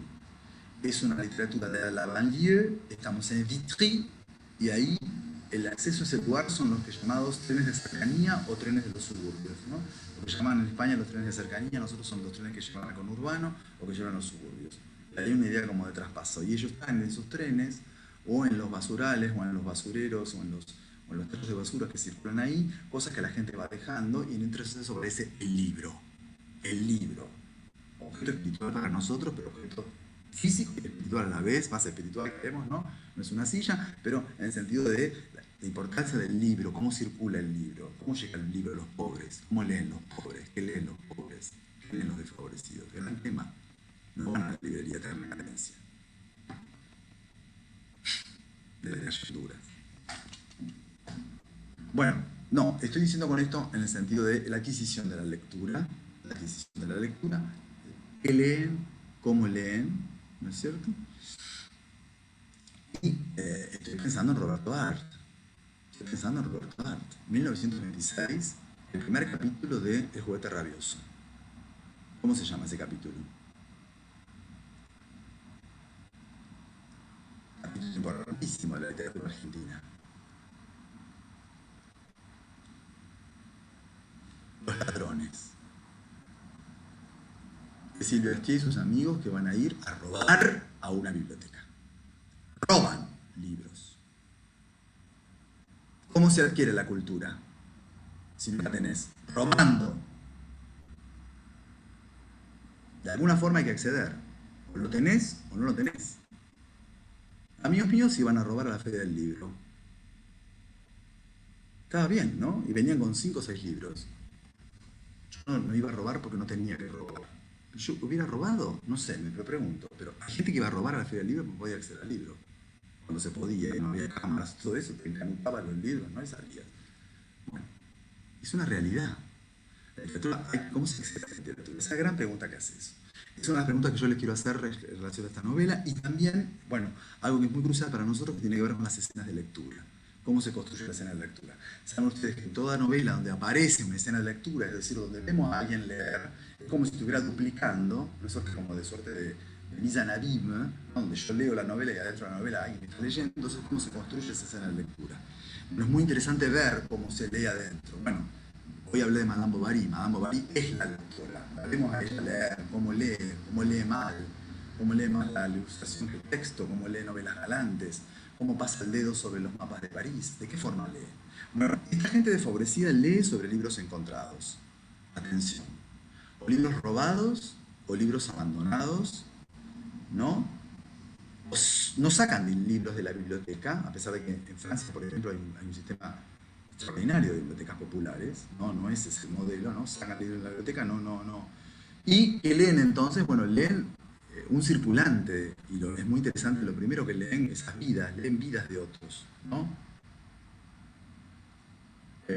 Leen la vida de Georges Pompidou, que es lo que encuentran. Pero a la vez, algo muy interesante respecto al problema del objeto libro, es cómo están esos libros. Atenti, porque es muy interesante también. ¿Cómo están esos libros? No está nuevito. Yo cuando me compro un buen libro lo huelo, lo abro. El olor, qué lindo. ¿A qué huelen? A tomates, a verdura, a basura. Faltan hojas, están quemados. Le falta la tapa. Leen y le faltan las páginas. Eso leen. Es interesantísimo. ¿Cómo va Marguerite Duras sobre el problema de la lectura? ¿Quién se toca la lectura? El que puede pagarla. El que puede tenerla. Hoy ustedes, ¿no es cierto? Nosotros que hacemos acceso a no podemos comprarnos todo y ahora accedemos, ¿no es cierto?, al pirateo de internet. Todos pirateamos, todos bajamos textos que no compramos. Es otra forma de adquisición de la lectura, ¿no? Por falencia, por falta de dinero, por falta de tiempo, por vagancia, por deseo, etc. Bueno. Me interesa mucho porque ahí, en el seno de todo eso, está el libro quemado, que me interesa mucho, la relación del libro con el fuego, en el sentido del imaginario. Bueno, ni hablar. Encuentran un libro quemado, es decir, un libro maltratado, un libro que está quemado a soplete. Y ese libro quemado es un libro mítico. ¿Cuál es el libro quemado? El libro irradiado de alguna manera. Es muy interesante esto, porque es un libro que está calcinado, de alguna manera, la calcinación del objeto libre, cómo ese objeto libre está calcinado. ¿Cuál es ese objeto que está calcinado? ¿No? Y vuelvo a esto, la relación del papel con el fuego. Bueno, no tengo que ahora hablar de esto, ¿no? Pero es muy vasta la noción de bueno, esto que se contó en la Segunda Guerra, ¿no? De, bueno, primero se queman los libros, después se queman las personas, ¿no? Lo que pasó acá con los libros del Centro de América Latina. Primero quemaron en un basural de Quilmes a libros del Centro de América Latina y pocos días después empezaron los desaparecidos. Y lo mismo pasó en la Alemania nazi. Cuando se queman los libros hay que estar muy atento porque después te queman a vos. Bueno, esta relación muy fuerte y también la desaparición de los libros y cómo de alguna manera el destino del libro es el fuego. La biblioteca de Alejandría se quemó. Toda. La biblioteca de Éfeso se quemó en parte. La biblioteca de Pérgamo, de los pergaminos, se quemó. El libro está condenado al fuego. Es interesante esta relación entre la negación de la escritura y la abolición de todo un material. Sabemos que tenemos cosas que estaban en la biblioteca de Alejandría, que ha sido quemada. Ese es uno de los motivos, digamos, de nuestra construcción de la cultura. ¿Cómo construimos la cultura? Por los textos desaparecidos, por los textos que no tenemos, por los textos que han sido quemados. Eso construye nuestra cultura occidental. Por favor, ¿qué premio ganó Antígona de Sófocles? ¿Qué premio ganó Edipo de Sófocles, que hoy fundan nuestra cultura occidental? No son los primeros premios de la época griega. Es lo que nos quedó. Entonces Freud viene con Edipo. ¿Y si Edipo no era el centro? ¿Y si Edipo no era el centro de la dramaturgia sofoclea? Si se perdió Esquilo, Eurípides y Sófocles, de las 100 obras nos quedaron 14, y sobre esas 14 fundamos una cultura. Nuestra cultura está fundada sobre la quemazón, sobre la desaparición, sobre lo que no tenemos. Y sobre lo que tenemos armamos porque es lo que tenemos. Pero deberíamos plantearnos esto, sobre qué estamos construyendo, sobre qué se construye una cultura, sobre el vacío, sobre el fuego. Bueno, voy a hablar de dos novelas brevemente, para que ustedes, no sé, seguramente las conocen. El Pabellón de Oro de Yukio Mishima, que construye la idealización de ese lugar que luego se prende fuego. Se prende fuego. Y la otra novela es Fahrenheit, por supuesto, de Ray Bradbury, sobre la aniquilación de los libros. Bueno, esta novela, no en ese sentido, pero va a fundar esta relación libro-fuego que me interesa mucho. Y es interesante porque cuando encuentran el libro, ese libro quemado, es la zona en que Ernesto va a entrar en silencio. Hay algo ahí en relación a la aparición del libro. Cuando entra el libro en una casa, ¿no? Cuando entra el libro en una casa, ¿qué pasa? ¿Qué pasa cuando en una familia donde no hay libros entra un libro? ¿Qué objeto es esto? ¿Cómo se come esto? ¿Cómo se come esto? ¿Cómo se lee? Los niños, ¿vieron que los niños leen los libros al revés y leen igual? ¿Es maravilloso? ¿No han visto nunca a primos o hijos leyendo libros al revés que están concentradísimos y parece como que los leen? Los leen. Interesante eso, ¿no? Pero los niños que con los niños de vuelta no pueden leer las palabras, que lo leen igual, con mucho interés. Bueno, el maestro Nicolás Rosa, que venía de una familia pobre de Rosario, uno de los grandes lectores y uno de los más grandes profesores que hubo en la Facultad de Filosofía y Letras, gran maestro, pobre, de familia pobre, de Rosario, dice que fue a una biblioteca a sacar un libro. ¿Cómo eligió el libro que iba a sacar y que iba a leer? Siempre lo contaba Nicolás y me impresionaba. No sé si es verdad o no, a lo mejor puede ser una autoficción, él se lo inventó también. Dice que vio todos los libros que podía sacar en la Biblioteca Popular en Rosario. Y dijo, voy a sacar el más gordo. Es interesante la idea de sacar el más gordo, que podía haber sido cualquier cosa. Dice que lo sacó, él dice, no veíamos nosotros cuando lo contaba la historia, dice que sacó La montaña mágica de Thomas Mann.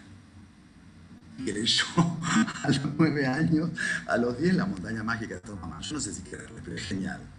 Primero, claro, si no tenés, saco el más grande, como cuando no tenés que comer, yo el plato más grande, y ya sacó La montaña mágica. Es genial. ¿Habrá leído La montaña mágica? Imagínate un lector que arranca con La montaña mágica, ya está salvado. No empezó con Caperucita. Bueno, Sigo. En ese vitri, atención con esto, ese libro, de alguna manera libro quemado, libro hecho de partes, libro hecho, digamos, de un conjunto de elementos, quemado, maltratado, ¿no?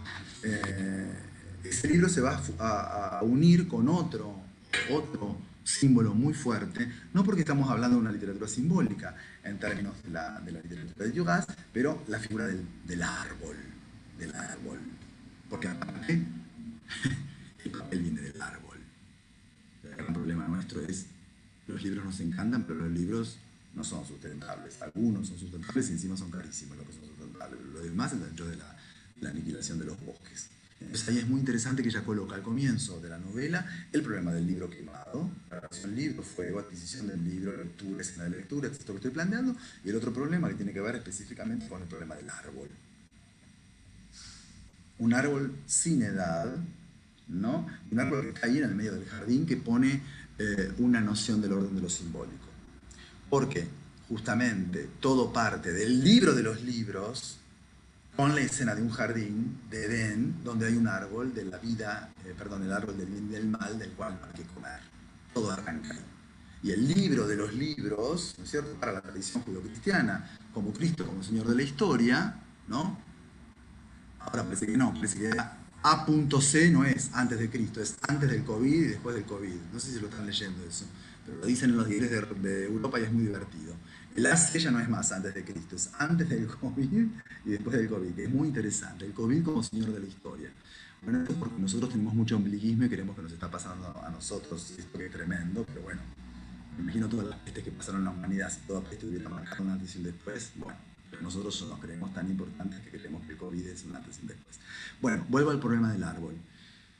El árbol es el árbol del bien y del mal, del cual no hay que comer o del que comió Eva, y a partir de ahí, digamos, rompió su oferta en torno del problema de la sabiduría divina que la sostenía. Y entonces al comer ahí viola y comete el pecado, digamos, original. Acá hay una cosa muy interesante porque Ernesto va a unir las dos cosas, va a unir el mundo del libro quemado con el mundo del árbol. Y en ese libro quemado, vuelvo a decir, el árbol está en el seno directamente de la primera escena del libro de los libros, que es la Biblia, por supuesto. Recuerden que en griego, to biblio es en singular. To biblio es el libro. To biblio. Y el plural del neutro, udétero, neutro udétero en griego, ta biblia. El ta es el marcador del plural. Ta biblia. Cada vez que digo Biblia, por favor piensen. La Biblia, ¿qué es la Biblia? El libro de los libros, libro hecho de muchos otros libros. Es bien plural. Por eso la Biblia no es cualquier cosa, es el libro de los libros. Y sobre ese libro de los libros, en la fundación de esa escena primera, está el problema del árbol. Ernesto es el que no sabe leer, es el niño analfabeto. Ahora ojo que hace esas cosas tan extrañas, Marguerite Duras, que por ejemplo me habla de los hermanos y de las hermanas como brothers and sisters, con estos nombres exóticos. Por otra parte, me dice que la edad de Ernesto, y esto ya me había pasado con Lamont, que nosotros no lo leímos, pero dice que la niña tenía entre 15 y 17 años. Hay mucha diferencia en 2 años. Sabemos que una niña de 15 no es mismo una niña de 17. No, la pubertad y todo lo que pasa en esos 2 años es tremendo. Bueno, acá dice que Ernesto tiene entre 12 y 20 años. Es genial como el imaginario duraciano crea esa idea como de una pubertad, no sé, eterna o rara, porque el niño de 12 o un niño de 20, no es un niño ya el de 20, digo, un niño de 12 como un joven de 20 tiene nada que ver, los cuerpos de un varón cambian total, mutan, hay cosas que están ya, pero bueno, no quiero, evidentemente, esto, atención, no sabía leer todavía, dice que está entre 12 y 20 años, pero dice haber leído el libro quemado. Y ahí entonces funda la idea de qué es la lectura, qué es la lectura, qué es realmente la lectura, que no sería esto que nosotros creemos, por supuesto, que es pasar los ojos por las letras, ¿no? Sino justamente algo que está por encima de todo eso, que es una visión un poco de máxima de la lectura, que es leer sin saber leer. Los que leen sin saber leer.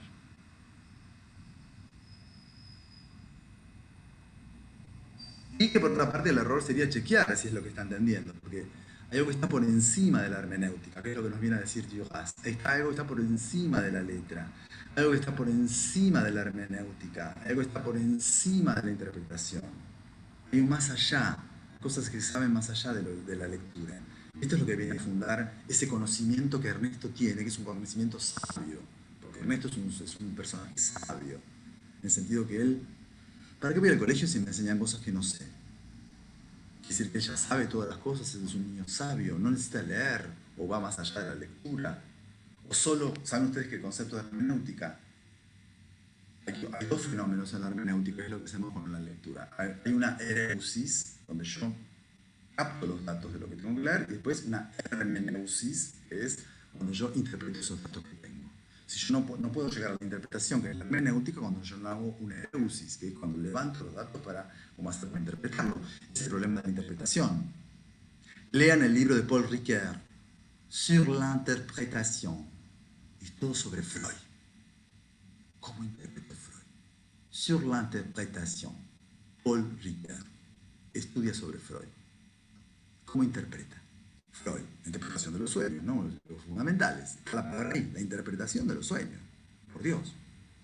Bueno, entonces, ¿qué significa esta idea de saber leer sin leer? Y esto que vuelvo a decir de la escena primigenia, niños sabios, el niño con el libro al revés, que no entiende las letras, sin embargo está concentrado en la lectura. Lee.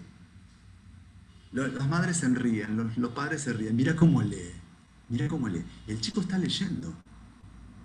Como los niños que juegan con los juguetes y tienen una cosa ahí tremenda, crean con la intimidad con el juguete, y los padres lo miran, ¿no? Y dicen, ¿cómo puede crear con el muñeco? Y bueno, ahí se armó un mundo, ahí hubo un imaginario. Bueno, lo mismo pasa con el problema de lectura, ¿no? Bueno, y ahí, entre ese punto donde los padres, con una precaria educación, migrantes de otras realidades, desfavorecidos, con la necesidad de la ayuda del Estado francés, que está ahí presente y aparece, en la figura, digamos, de una suerte como del ayudante social, ¿no? Lo que se llama bueno, la gente que hace el trabajo social en las villas o en los lugares, digamos, desfavorecidos, etc. Bueno, y ahí evidentemente la figura central, hoy no voy a hablar demasiado, la figura central que es la figura del maestro, figura muy importante, neurálgica en esta novela, que tiene que ver sobre todo el que le pide por favor el maestro, como parte de la institución educativa de parte de Francia, pide que Ernesto y Jeanne, su hermana, vayan al colegio. Ernesto va al colegio público Les Pascal, en esa zona que se llama Vitry-sur-Seine, ¿no?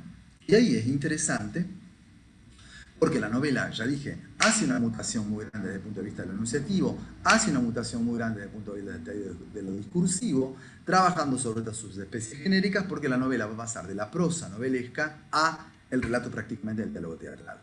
Sabemos que Duras es escritora de guiones, sabemos que Duras es escritora de obras de teatro. Bueno, ahí mecha y coloca, cada vez que aparece el maestro, lo teatral, que es fascinante, fascinante. Si ustedes van a ser profesores de literatura y van a trabajar en un colegio secundario, van a tener que pasar por ese momento atroz. Encontrarse con los padres. ¡Ay, qué horror! ¡Ay, qué horror! El chico sacó un 4 y te llaman de la rectoría. Mañana viene el padre. Agárrate. Es peor que dar clase. Acá hay psicólogas en la sala, ¿no? Cuando ves al padre entendés todo. A veces entendemos todo, los profesores. Ahí viene la madre, ahí viene el padre, ya entendiste todo. Estoy exagerando, ¿no? Pero es tremendo. Como te das cuenta de un montón de cosas en la entrevista con el padre. Eso es teatro puro, puro teatro. Lo que decimos los profesores, la imagen que tienen los padres sobre el chico y lo que vos sabés que el chico hace en la clase. ¿Mm? ¿Se entiende lo que estoy diciendo, no? Un poco en broma, un poco en serio, ¿no? Perdón que me estoy quedando sin batería, voy a buscar mi cargador, perdón.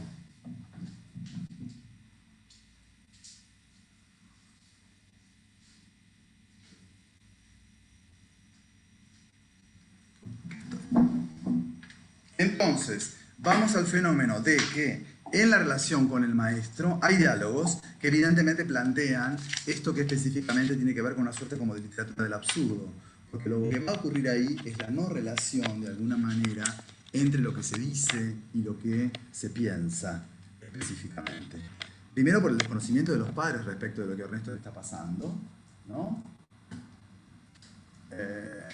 Y luego, en relación perdona que me estoy quedando sin batería, en relación con el problema de la aporía, la aparición de la aporía, como de alguna manera enunciado que no va a ninguna parte o que se come sus propias intencionalidades, o lo que habíamos hablado yo de las máximas conversacionales, cómo están violadas las máximas conversacionales en la relación, en el diálogo entre el maestro y los padres, y la necesidad del maestro que exigir que los chicos vayan al colegio. Porque por otra parte, puedo decir, hay una cuestión de Estado también. Si el chico no va al colegio, los padres no van a recibir la ayuda de vida.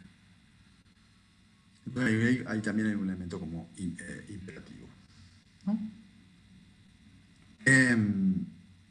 Ernesto, que reclama entonces esto que es el nudo de la obra, que es: mamá, no voy a volver al colegio, no va a volver al colegio, ¿no? Porque, y esto está muy pronto, ya en la página 26 directamente de la novela aparece: no voy al colegio porque el colegio me enseñan cosas que no sé. Ese apotegma central, ese enigma verbal, ¿no es cierto?, que nos explica específicamente este problema de la relación con la educación y qué es lo que la escuela puede ofrecer realmente para estos chicos. ¿Cuál es el imaginario que puede construir en ellos? O ese imaginario ya lo trae él, ya lo trae el Ernesto como un fenómeno, digamos, del hombre nuevo, como un fenómeno del hombre otro.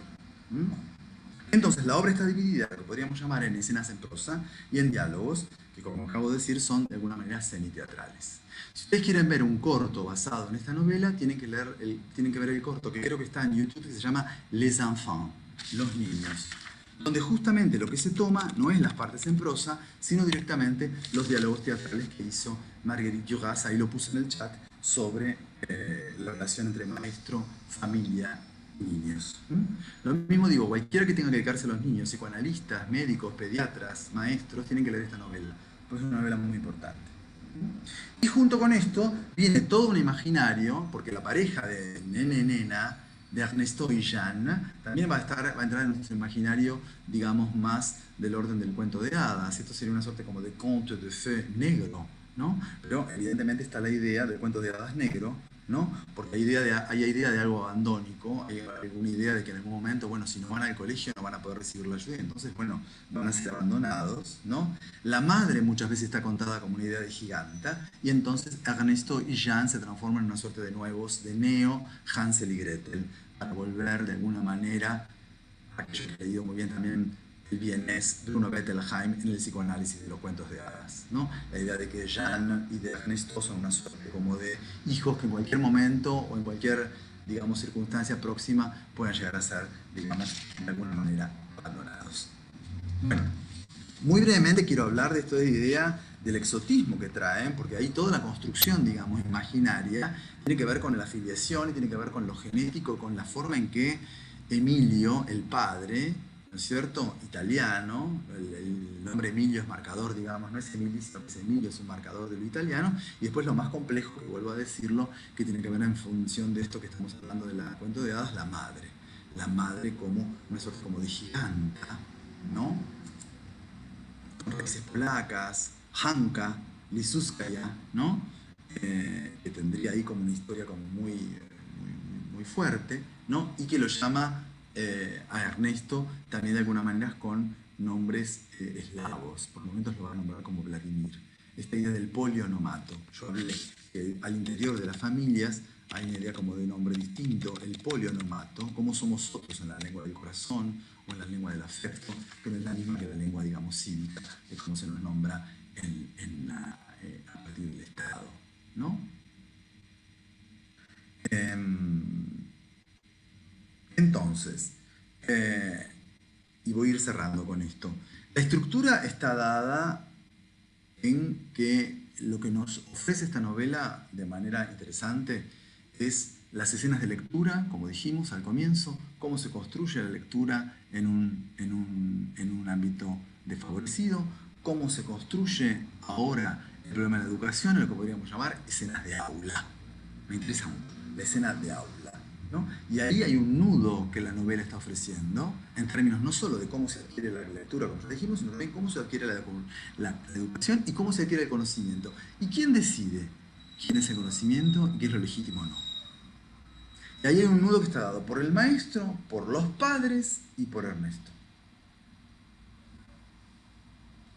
Y esto que es el nudo, digamos, gordiano, que también es de alguna manera, en un sentido, y con esto voy terminando, un sentido de aporía, ¿no es cierto?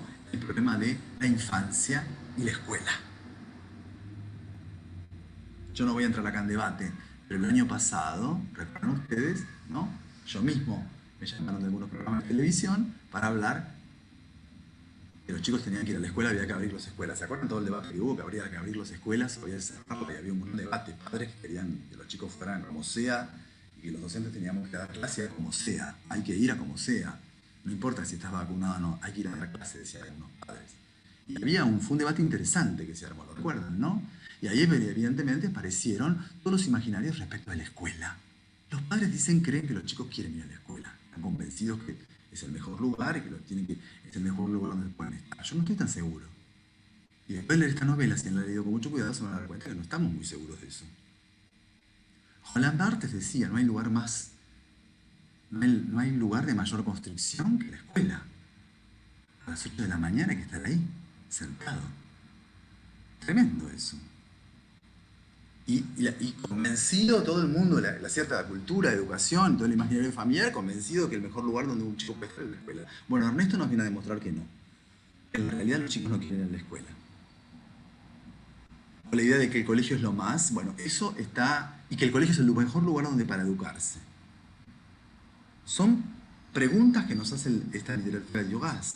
Si realmente en el caso de Ernesto era necesaria la escuela o no, es historia no completa, sino todo lo contrario. Le quita a él un conocimiento de la vida que muchos chicos que van a la escuela no tienen. Esa es la pregunta que deberíamos hacernos en torno al problema de la escuela en esta novela, que no es la única que trata sobre este punto crucial. Yo no sé si ustedes han leído la novela sobre el problema de la escuela, que es Pinocchio. Pinocchio. Por favor.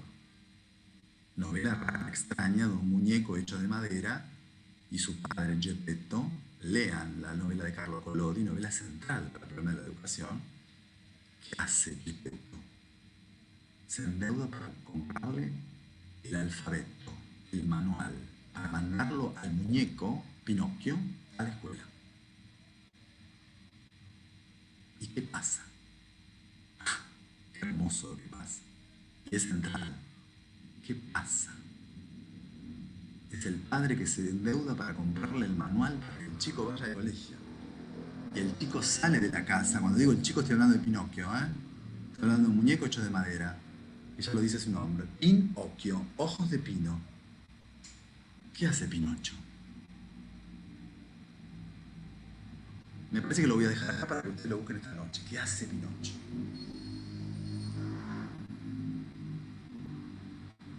Vende el alfabeto y se va a los mundos de perdición. Genial, toma el mal camino. ¿Qué escuela? ¿Qué escuela? Vende el alfabeto y se va y queda captado por los buratini, por los títeres, y ahí entra en una suerte como de mundo donde va a ser una larga aventura, sobre todo donde él va a conocer, digamos, el problema del bien y del mal. Pienso mucho en Pinocchio y en Ernesto. Sería muy interesante crear algún tipo de relaciones entre Ernesto y Pinocchio. Bueno, son 8 menos 20 y hoy quiero terminar temprano. Primero, como ustedes ven, no fue de una manera exhaustiva el análisis de la novela, sino solamente iluminando algunos sectores para que ustedes la vean. Aparte, bueno, es el último texto de nuestra cursada. Quiero antes que nada tomar unos tiempos para decir que, bueno, agradecerles mucho a ustedes, los pocos hoy que son, que los valientes que están acá, también, para decirles, bueno, fue una cursada muy difícil con este medio de Zoom, pero que hemos llevado adelante, es la última clase. Agradezco a todos y a algunos de ustedes personalmente casi, porque los he visto en todas las clases. Sé que otros nos han acompañado y bueno, nos han dejado, sé que ahora es un momento álgido con parciales recuperatorios, pero bueno, pedimos disculpas por todo lo que no pudo ser en definitiva o todo lo que debió haberse trabajado más aún, pero dado el Zoom y las condiciones de esto, son condiciones muy excepcionales de llevar adelante una cursada como esta, pero bueno, les agradezco sobre todo la paciencia que he mantenido, la participación en estas clases, la prendida de la cámara o las preguntas del final. No tengo más que hablar de agradecimiento para una cursada tan particular. Yo creo que, diría yo, hasta peor que peor que la clase, que la del año pasado, porque el año pasado era absolutamente Zoom y nosotros tampoco podíamos salir, había un encierro, pero era todo más controlado. Ahora, con una suerte de apertura y de cosas y de dudas, creo que peor ha sido peor esta cursada que la otra, así que les agradezco un poco más a ustedes que la del año pasado. Ojalá se animen a dar al final. No se puede ahora en la primera instancia, pero lo pueden dar a partir de marzo. Repito, tienen que preparar un tema que ustedes pueden proponer a la mesa tribunal sobre alguna de las novelas dadas de teóricos. Por favor, recuerden, tienen que hablar de 7 a 10 minutos sobre alguna novela y autor dado en teórico, no de prácticos. Pueden aludir a los autores de prácticos porque son parte de los mismos autores, pero bueno, tiene que ser sobre teóricos. Y recomiendo que he leído los parciales los he corregido de la mejor manera teniendo en cuenta el poco tiempo que ha habido para todo esto, y la verdad que algunos alumnos han logrado una mejor adquisición del lenguaje académico en el segundo parcial que en el primero.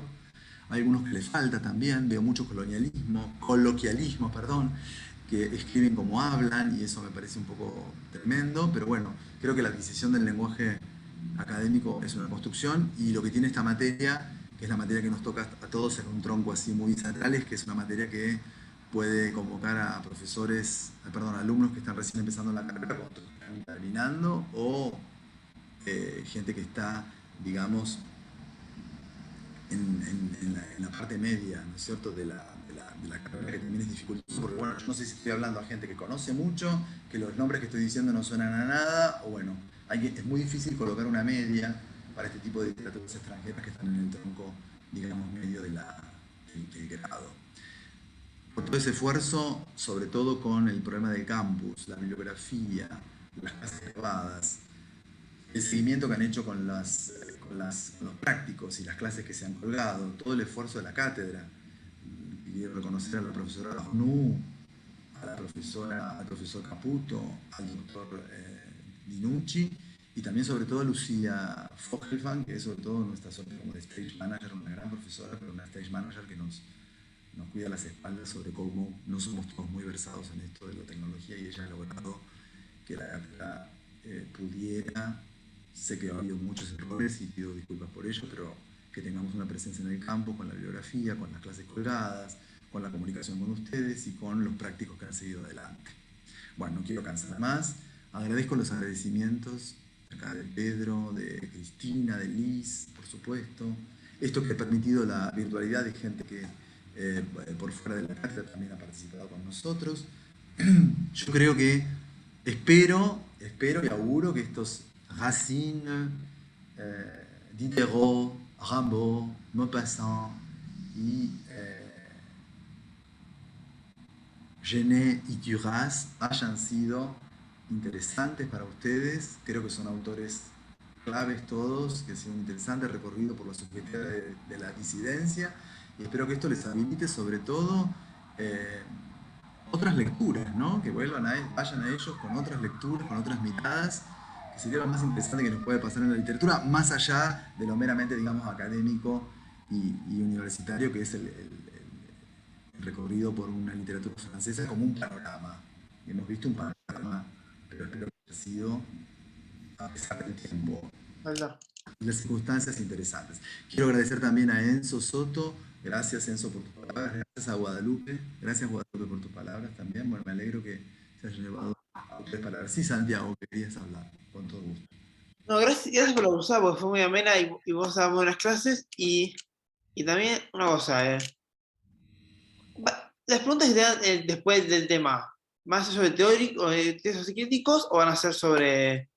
no sé qué van a hacer? Bueno, agradezco, Santiago, tus participaciones. Valoro mucho tus participaciones casi en todas las clases. Te felicito personalmente y te agradezco que hayas estado hasta el último teórico acá. Lo valoro. Luego de dar el tema propio en el teórico, te pueden hacer preguntas de otras partes, te van a hacer preguntas de otras partes, el tribunal te hace preguntas sobre otras partes del programa.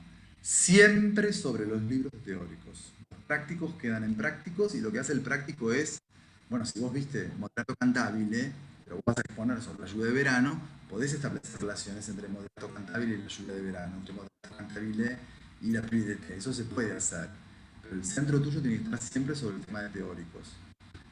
es hablar, pero no te van a hacer preguntas sobre los teóricos, sino son preguntas sobre los textos dados en teórico, perdón. Es decir, lo que ustedes tienen que ver son los autores y los libros que se han dado en teóricos y sobre eso va a versar el examen. Racine, Diderot, Rimbaud, Maupassant, Genet y Duras, los textos del programa. Entonces, no es, no sé la palabra decir, no es 100%, no debería y resumir toda la bibliografía crítica sobre teóricos, sobre prácticos. Hay que ir al examen con los libros muy bien leídos, los textos muy bien leídos. La bibliografía obligatoria es obligatoria y por eso es obligatoria y se pregunta sobre eso. No vayan sin la lectura obligatoria de cada uno de los textos que vimos. Proponen ustedes una módica, modesta. George Steiner decía algo. Si un joven, bueno, un poco se reía y un poco decía en verdad, ¿qué se puede decir algo nuevo sobre Shakespeare? Mucho se puede decir sobre Shakespeare, son las inexploradas sobre Shakespeare, pero él lo decía un poco en broma. Todo lo que se ha escrito, alguien puede ser tan original para decir algo nuevo sobre Shakespeare, bueno, va a tener que encontrarlo, pero se puede. No pretendemos eso para el examen final. Yo lo que propongo es una hipótesis de lectura modesta. No relacionen tres textos, porque es mucho, no se puede en 7 minutos. En 7 minutos no se puede, es poco. Tienen que decir algo sustancioso, intenso, con una hipótesis sólida, sostenida por la bibliografía, sobre un tema. El dinero en Bola de Cebo voy a trabajar. Voy a trabajar el conflicto de la mujer oriental en Berenice. Voy a trabajar el eros homosexual en Genet. Voy a trabajar hoy las familias desfavorecidas. Puede ser temático, puede ser un procedimiento, puede ser lo que ustedes quieran. Es libre esto. No hay una consejería donde hacerlo, pero algunos, puede ser que sean su primer final, va a estar más difícil, pero los que están entrenados saben cómo se hace esto. Y luego se les pregunta sobre otros temas dados del programa. Vuelvo a decirlo, porque esta cátedra, y yo hace 27 años que estoy, no hace un día.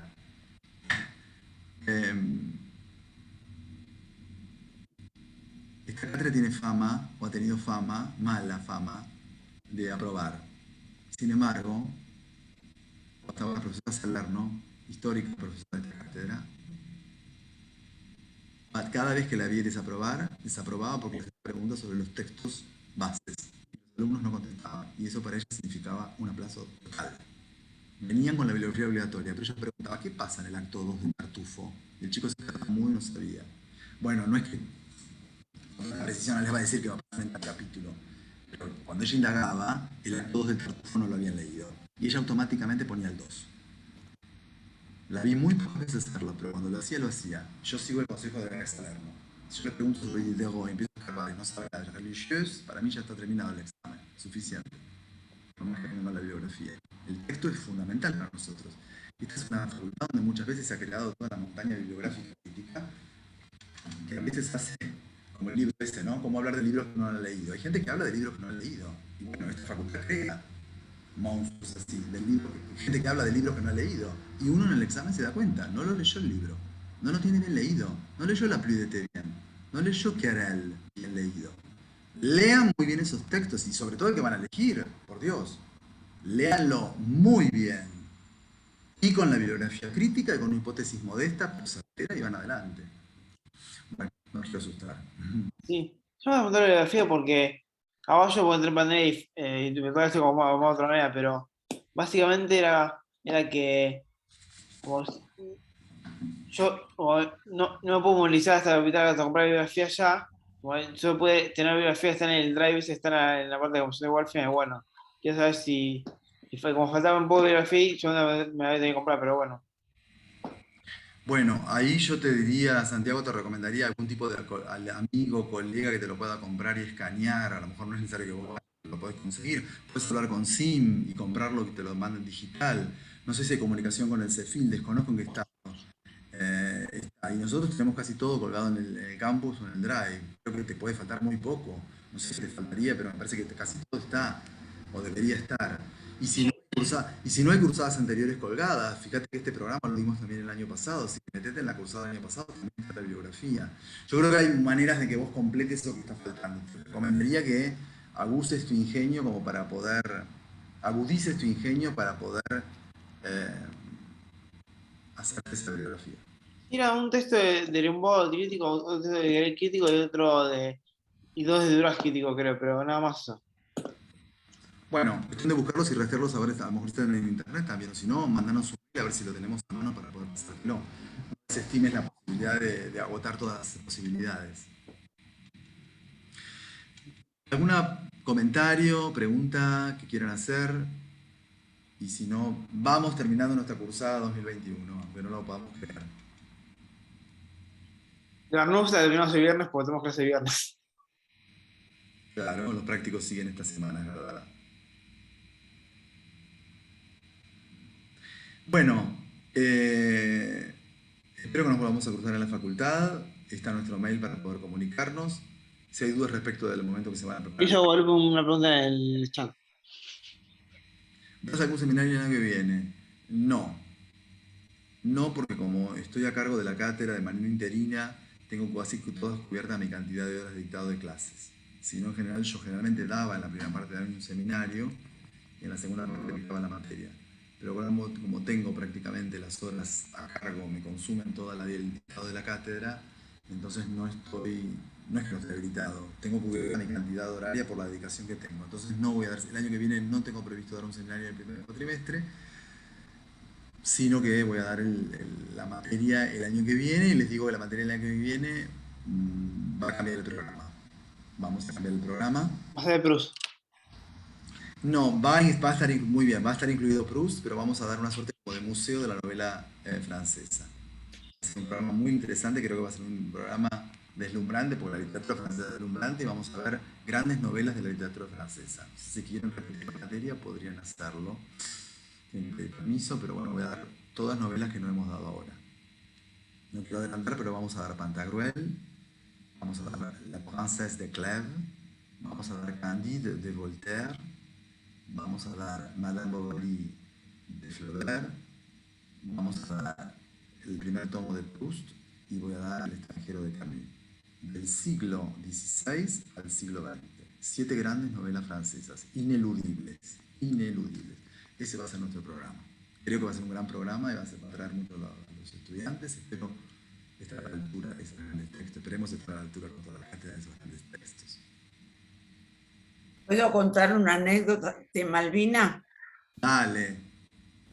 Resulta que ella estaba leyendo una parte de Madame Bovary, viste, cuando viene Charles y come y se pone a mondar una manzana, totalmente aburrido, ¿no? Y a mí se me ocurrió decirle, también con ese marido, ¿cómo no va a tener amantes? Y Malvina me dice, esa opinión corre por su cuenta.